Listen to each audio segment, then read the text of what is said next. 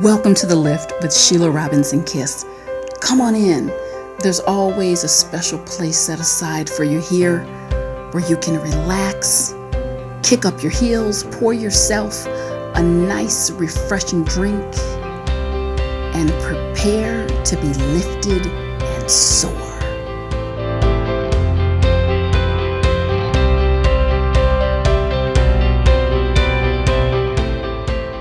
Thank you so much, everyone, and welcome back. Always great to connect with you. How to check your narrative. How to check your narrative and become a kite runner. Living an awesome life. It's a long title, but there was really no way to shorten it. Listen, if your life symbolically is a kite, then your internal and external narrative is the wind and the air that gives you lift to soar. 15 years ago, I started asking people a question, whether individually or whether I was working in groups. Do me a favor, record the stuff. Record how you're talking to yourself every day, day in and day out. Just do that for 3 days. And over time, it was uncanny and fascinating. Over time, I was able to, with almost laser precision, I could really predict the emotional state of their life, and sometimes even just environmentally. And full disclosure, my narrative, I have to say for myself, my narrative has not always been beautiful, empowering, strong, not even close. And that's why I am so intensely focused on making sure you understand where I'm coming from in this video. Now, in the movie Kite Runner, you saw two boys do incredible things with kites. They were like professional kite flyers, kite runners. And it was the force. It was the force and the velocity of that wind that produced those incredible scenes that you see in that movie. And you can produce stunning outcomes in your life by checking your narrative.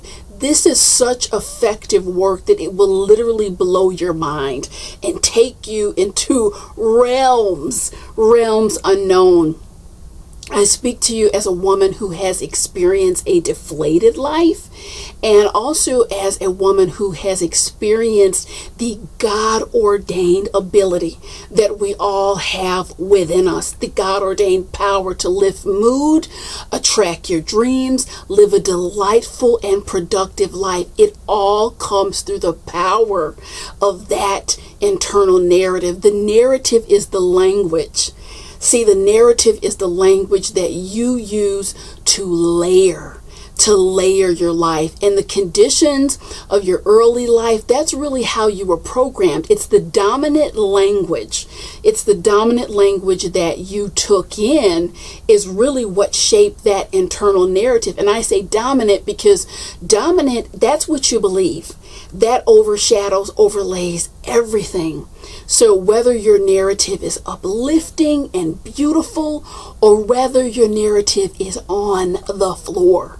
If it's fantastic, you've got exponential room to expand it. If it's on the floor, you can only go up. Okay? So before I tell you how to really take control of that narrative and switch things into high gear, I want to give you some examples, some stunning examples of how powerfully language can shift your mood and your physiology, your physical state in real time.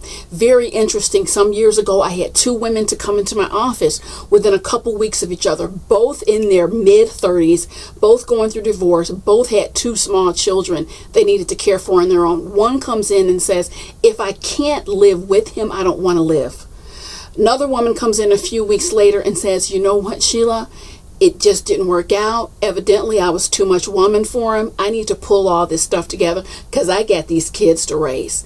So you catch the different, and they feel different mentally and physically.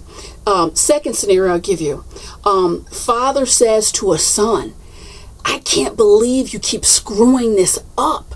You can't get anything right. Why can't you just listen? You just keep failing and failing. All right. Second narrative. You know what, son? You may fail 200, 300 more times. Don't worry about it. Don't focus on that, because every single time you fail, you are mastering your ability to do this. So let's get going. Scratch that one. Let's get going. So again, if it feels different, because it is different. All right. Third scenario, two men are getting ready for an interview. One of them is letting his nerves take over because of his internal narrative. And he says, oh, geez, I hope they don't ask me something off the wall. And then the other man says, you know what? I've got questions for them. They've got questions for me. If I get nervous, I can stop. I can breathe, get my composure, and move forward. The narrative. The narrative is the funnel for the outcome. If you emotionally, especially if you feel like you're on the floor every day, it's likely because you've been punching yourself in the gut. In the gut, you just have the visual of someone just with their words and with their narratives, just slugging yourself, abuse after abuse. So it's really key to understand that connection is so powerful. It's subtle, yet it's overt at the same time, so we can miss it. Why do I feel this way? It's how you're talking to yourself. Now, this is the how-to channel. How do you get control? How do you get control of that internal narrative, which leads to your external narrative, and live an awesome life? Number one, get your present narrative in front of you. Doesn't matter how painful this is, and I know this can be challenging work, but get it in front of you. How do you do that? You record it. Take 2 or 3 days, and really it's important to see it on paper, how you're talking to yourself. When I did this work, and see, you can hear what I'm saying, or you can put it into action. Once you put this stuff into action, that is the elevation. That is the game changer. I did it. I did my list for a couple days, and I really made myself some hot chocolate, and I sat and I looked at it. I was embarrassed. I would have been embarrassed to talk to anyone the way that I was talking to myself. Broke down, all the tears. I'm like, well, this explains it. This explains why I've been feeling like crap, because this is my foundation of what's going through my mind. Only when you get it in front of you can you really say, oh, this is what I need to tackle. And I have to tell you, there's a lot of areas of work where we can elevate ourselves. But if I was really going deep into my self-care and wellness journey, this is an area that I would spend an exponential amount of time on, because it pays you back. It yields dividends. Number two, be prepared to be tired and have some fun at the same time. What do I mean when I say be prepared to be tired? Because when you're really working with yourself consciously, it's like, oh my God, I dropped the cup again. I got to pick up. Oh, not going to talk to myself like that. Whoop, did it again. Let me back up. So there's a lot of self-adjustment and correction that goes on initially, and then you really get the hang of it. Like, okay, I can hold this cup, so now let me juggle a few of these cups. Let me see if I can do some tricks with the cups. And that's when you can really start playing with this and having some fun. One of the things that I really noticed early on, I'm like, wow, this stuff really works. Now, how cool would it be if I had a list? I just put a list together of the things that triggered me, the people, the places, what have you, and I already had my narrative prepared for when these things would come up. And again, you sit in with this work, and you can start playing with it in a lot of creative ways. So I was really doing a lot of pre-scripting of my narrative, and through that pre-scripting, it just doubled down into my soul. It became a way of thinking, talking, living, being, doing. Let me give you an example. At one point in my career, I had to work with a lot of court-mandated clients. It was upsetting work, frustrating work, and it would throw me off just because of the mentality, the rudeness, what have you. And my own narrative, if someone was, standing or sitting in front of me, disrespectful, this, that, and the other, I would say, oh, geez, when is this going to be over? Here we go again. But the narrative, I kicked it in. I completely changed my vibration when I was working with these folks. And the internal narrative became, wait a minute, hold on, Sheila, let's double down here. This person is giving you a powerful lesson and how nasty, toxic energy feels. And this is, you never want to make anyone you're dealing with personally or professionally feel this energy. So pay attention and take it in. And that's what I did. And it became learning for me. It became educational. It became a spiritual experience just through the internal narrative. My internal narrative has come in to save me in my personal life time and time again. I was 35 years old, dating a guy that I thought was definitely going to be a contender. He says, let's go out to dinner. Unbeknownst to me, that dinner was where I was to be dumped. And I let him say what he was going to say. And was I disappointed? Yes. And the old Sheila would have gone home at this point in my life and said, oh, he maybe found someone better, more attractive. What did I do wrong? Pull out the ice cream and just start ruminating. But I had enough mastery. I had enough mastery to know this is a moment. This is a moment that will be defined by your narrative. I let him finish, and with all due respect, he did it in a very classy way. Nice guy, cool person. We're still Facebook friends to this very day. And I said, you know what? I'm going to pick up the check. I'm going to pick up the check tonight with a big smile on my face. He said, no, you don't need to do that. Why are you saying that?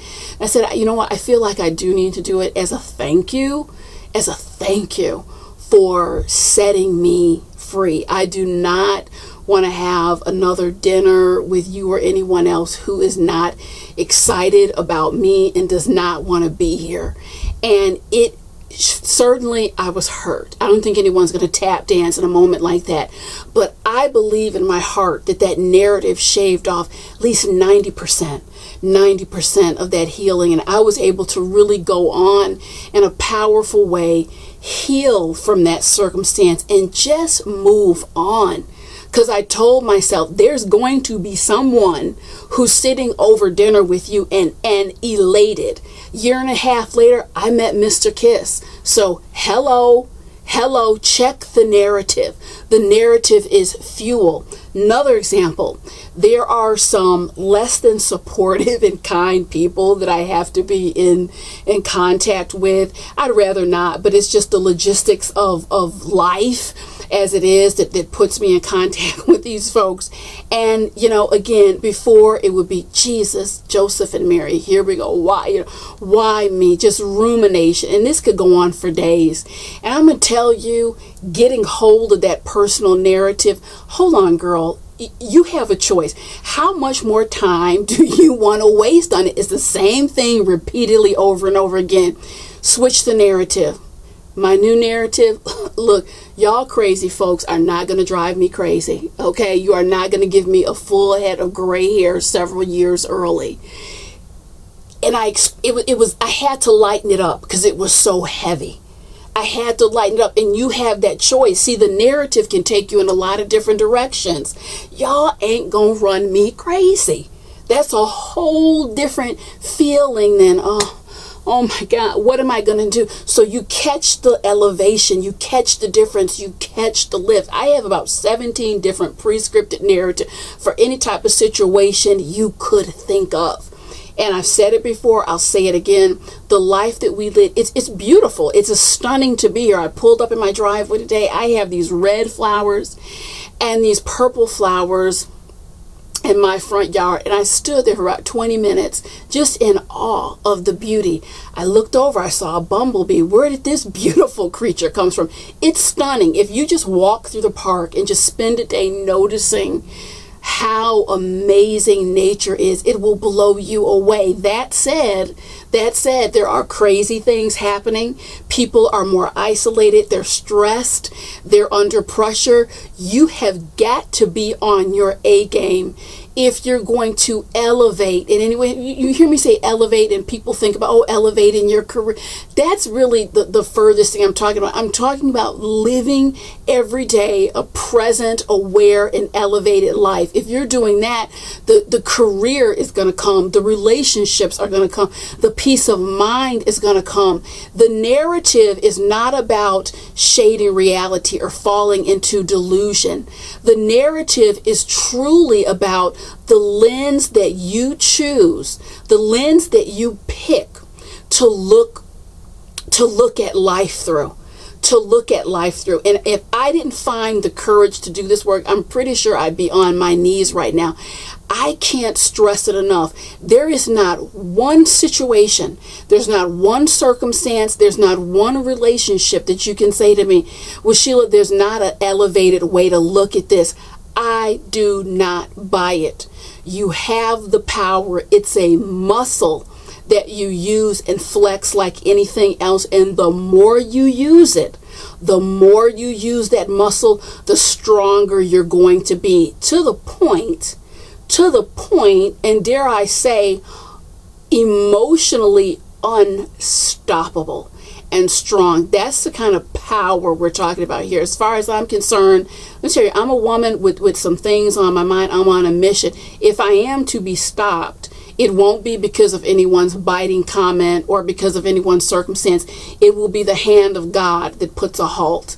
Other than that, I'm going to keep doing these YouTubes, the books, the lectures, in any capacity that I can to get this word out, because the narrative is on point.